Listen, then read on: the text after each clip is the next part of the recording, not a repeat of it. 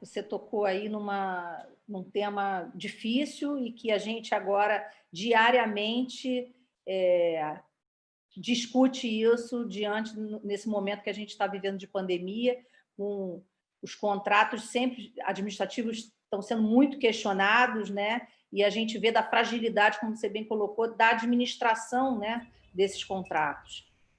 O poder público ainda não está... A sensação que a gente tem, ele não está preparado ainda tecnicamente para isso.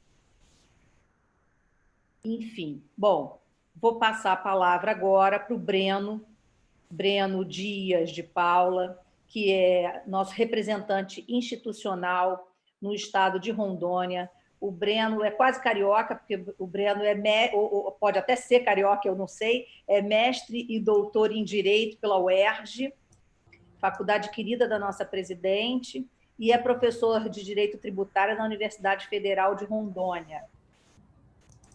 Então, o Breno vai nos apresentar o tema transação tributária em decorrência da Covid-19. Breno, a palavra é toda sua. Boa tarde a todos e a todas. Quero, primeiramente, cumprimentar nossa presidente, Rita Cortez, e parabenizá-la pela idealização de um evento tão importante que abre espaço, né, para todos os estados da federação participarem do IAB, do Instituto dos Advogados Brasileiros, e eu cumprimento a presidente por essa iniciativa. Também preciso cumprimentar o doutor Jorge Folena, que é o diretor das representações estaduais, atuante, militante e competente diretor desse instituto, e que também, com brilhantismo e competência, trabalhou toda aí na coordenação científica desse evento. Quero te cumprimentar, Leila, também, agradecer toda a sua gentileza. Não sou carioca, né? Sou carioca de coração, né? Mas, na verdade, eu sou um paraense que hoje estou aqui em Rondônia, na calorosa Rondônia, batendo quase 40 graus na sombra, fazendo um contraponto aí ao colega Sérgio, que está em Santa Catarina, com quase menos graus negativos aí. É uma satisfação também, e quero cumprimentar também todos os representantes estaduais, na figura do eminente representante Luiz Cláudio Alemã, nosso representante capixaba, conselheiro federal da Ordem, e um exemplo para todos nós que militamos aí na advocacia, notadamente nós que gostamos do direito tributário.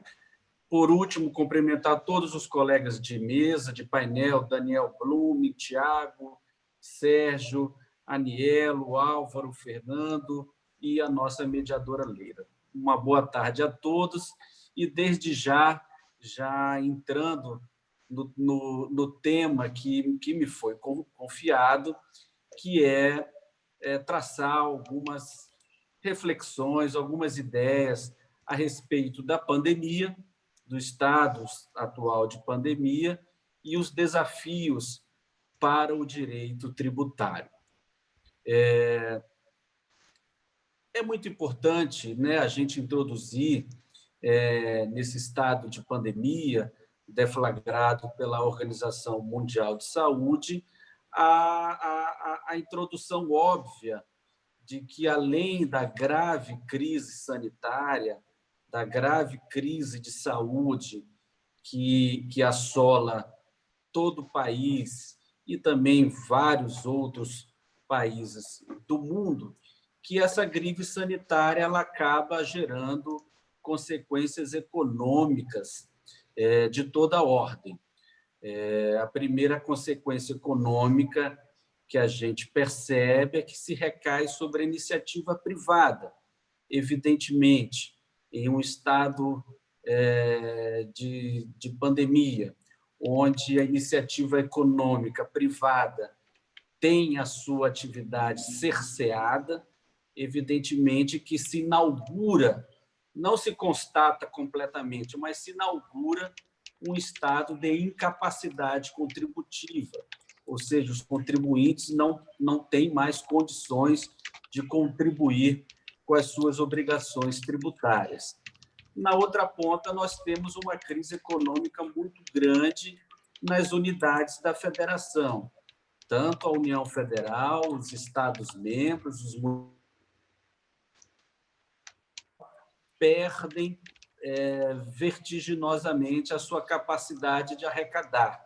Ou seja, então nós temos uma crise econômica de ambos os lados, tanto do titular da competência tributária, que, não obstante a sua tentativa de cobrar, de promover execuções fiscais, lançamentos fiscais, não consegue resultado, e, da mesma forma, dos contribuintes que, não obstante a realização dos fatos geradores da obrigação, não têm absolutamente capacidade contributiva na forma do artigo 145 da Constituição Federal.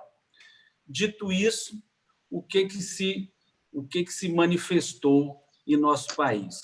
O Supremo Tribunal Federal se adiantou a essa crise e disse que a competência para resolver as questões de dúvidas sanitárias, de isolamentos, não circularização de pessoas, seria competência dos estados e dos municípios.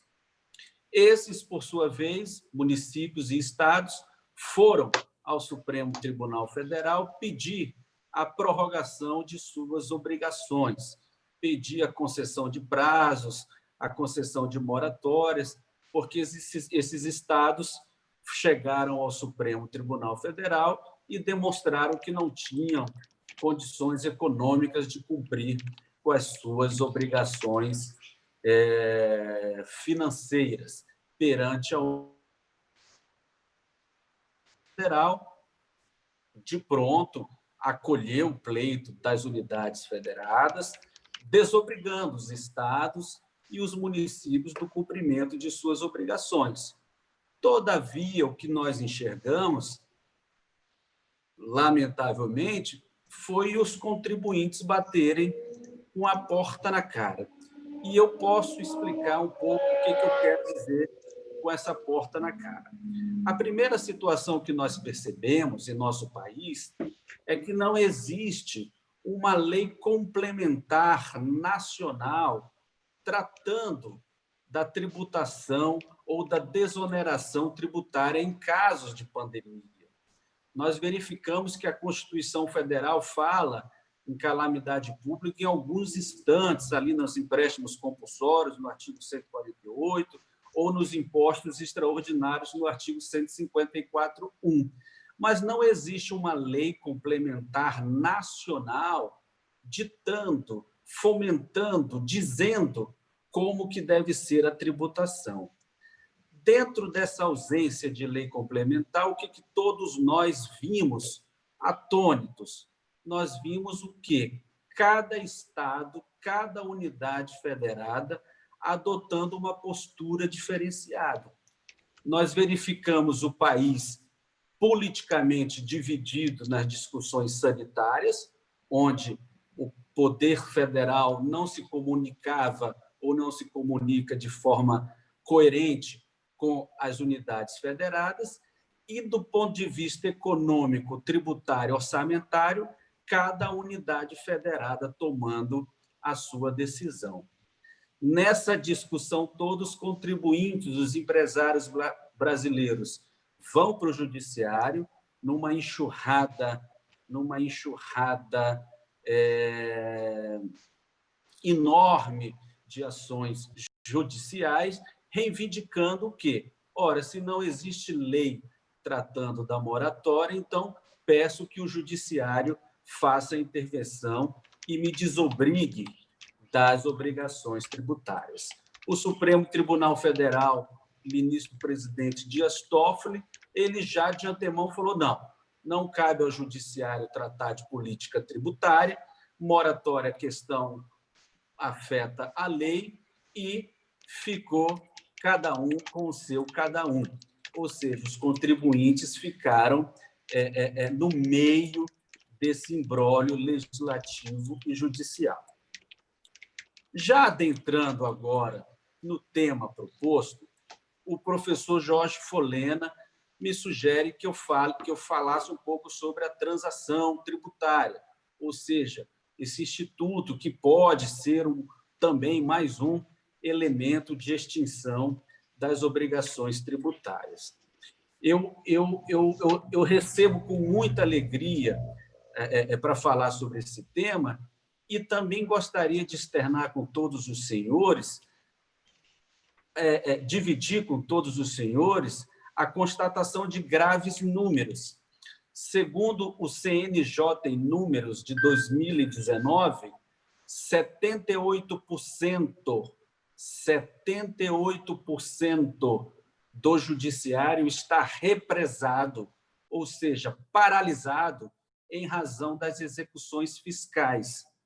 Ou seja, o processo de cobrança da dívida ativa brasileira está estagnando, paralisando, colapsando o judiciário brasileiro em razão de vários fatores que talvez em um próximo painel nós pudéssemos explorar um pouco mais. A verdade é que a dívida ativa tributária federal alcança, na minha opinião, acho que já passou mais de 2 trilhões de reais, ou seja, são 2 trilhões que estão sendo obstados de adentrarem como receita pública para a União Federal. O índice de aproveitamento anual é de 1% ao ano, é lamentável, é grave, é assustador, onde em um Estado brasileiro que está quebrado, as unidades federadas estão quebradas e a cobrança da dívida ativa, que alcança mais de 2 trilhões de reais, não consegue um índice de recuperação superior a 1% ao ano. Essa litigiosidade não interessa mais a ninguém, ninguém ganha com essa litigiosidade. O Estado não ganha porque deixa de arrecadar 99% da sua dívida ativa. As unidades federadas não ganham porque não arrecadam e não recebem os seus fundos de participações. A iniciativa privada é totalmente tumultuada por esse ambiente de negócios desfavoráveis, com multas e obrigações acessórias atrapalhando o crescimento e o desenvolvimento do país. De modo que essa litigiosidade, esses números, essa crise pandêmica, sanitária e econômica tem que nos levar a pensar em algumas alternativas. Eu acho que esse que é o grande papel. O professor Rubens Gomes de Souza, 50 anos atrás, na autoria do Código Tributário Nacional, ele já dava mais de 12 ideias, em 12 incisos do artigo 156 do Código Tributário Nacional, para alcançar a extinção dos créditos tributários.